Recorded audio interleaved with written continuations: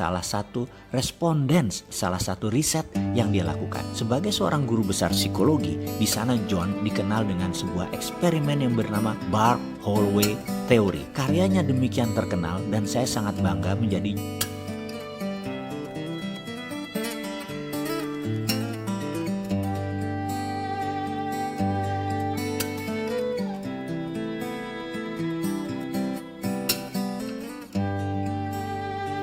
Bulan kemarin saya harus menghadiri undangan bisnis yang mengharuskan saya berangkat ke New York. Sebuah perjalanan yang melelahkan bagi saya. Mengingat Jakarta New York ditempuh bisa 24 jam.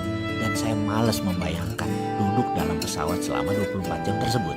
Gara-gara perjalanan tersebut saya jadi keinget pertemuan terakhir dengan senior saya di kampus dulu yang bekerja di New York University sebelum pindah ke Yale University di tahun 2003, yaitu Profesor John Barr, di mana saya waktu itu diundang sebagai salah satu responden salah satu riset yang dia lakukan. Sebagai seorang guru besar psikologi, di sana John dikenal dengan sebuah eksperimen yang bernama Barr-Holloway Theory. Karyanya demikian terkenal dan saya sangat bangga menjadi juniornya yang dipercaya untuk ikut di salah satu riset tersebut. Karyanya itu juga ditulis oleh Malcolm Gladwell dalam buku Blink sehingga menjadi terkenal ke seluruh dunia. Risetnya ini sederhana, yaitu menguji kekuatan kata-kata yang berefek pada tubuh manusia. Dalam riset Barr, dia bereksperimen terhadap 40 mahasiswa yang telah bersedia melakukan hal yang diperintahkannya untuk mengulang dan berkata-kata pada diri sendiri selama 30 hari. Atau kalau disederhanakan, disuruh melakukan self-talk, bicara dengan diri sendiri selama 30 hari. Ke-40 mahasiswa dibagi dua kelompok, kelompok A dan kelompok B. Kelompok A adalah kelompok yang selama 30 hari selalu bangun dan aktif setiap saat harus berkata pada diri sendiri hal-hal yang baik, yang positif, yang menyenangkan. Misalnya, hidup ini indah, hidup ini enak, cuaca menyenangkan, rezeki lancar, selalu sehat, Tuhan baik, pemerintah benar, kerja gampang, sehat, lucu, asik, apapun kata-katanya yang berkonotasi fun, positif, diucapkan berulang-ulang dalam hati selama 30 hari selama sadar. Kelompok B setiap hari mengatakan hal-hal yang negatif, yang sulit, yang tidak menyenangkan. Misalnya, Tuhan jahat, memang nasib susah, kerjaan sulit, zaman gila, pemerintah korup, bangsa bejat, sialan, brengsek, cari kerja susah, jalan macet, sampah di mana-mana, pemimpin tolol, malas, semua hal yang memberi kesan marah, bete, galau, semua dikatakan berulang-ulang selama 30 hari selama sadar, kecuali tidur.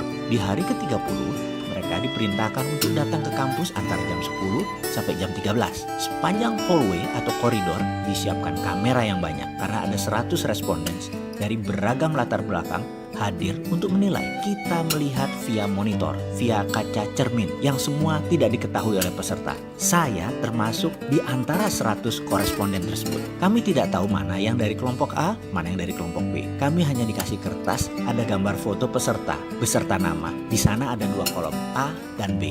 Kita hanya disuruh melihat gerakan mereka dan menulis apa perasaan kita pada saat itu.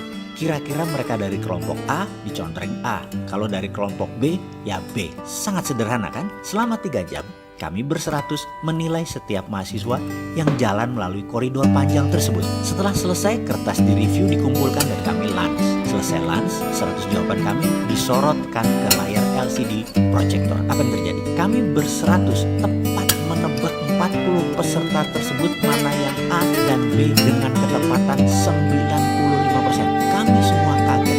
Namun kalau dipikir-pikir, ekspresi atau aura atau citra diri mereka demikian jelas terbaca. Ketok, kekumuhan pancaran wajah peserta demikian jelas tergambar. Padahal ia pada saat itu menggunakan 3-piece suit yang rapih, jas 3 lapis, sangat perlenting, kesuraman, terpancar walaupun dia pakaian rapih. Dan dia dari kelompok B.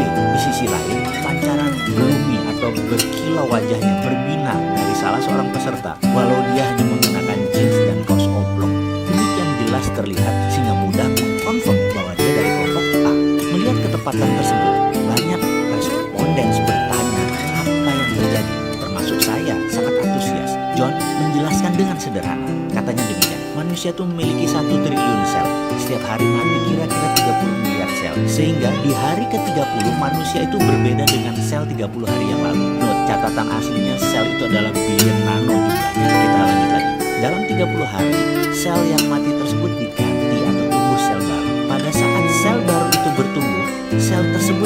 falsifatnya. Kita manusia bisa menulis apapun di sel ini dengan pikiran dan kata-kata. Maka kalau dalam 30 hari kita mengatakan hal-hal negatif berulang-ulang tanpa jeda, membuat tubuh kita, sel baru kita bereaksi sesuai apa database yang dituliskan, sehingga orang tersebut umum, butek, suram, tidak menyenangkan, dan lain sebagainya. Di sisi lain, kalau selama 30 hari ditulis database positif, hasilnya ya positif, wajahnya berbinar, kulitnya terang, ceria, auranya menyenangkan, kita menjadi ingin dekat dengan orang tersebut.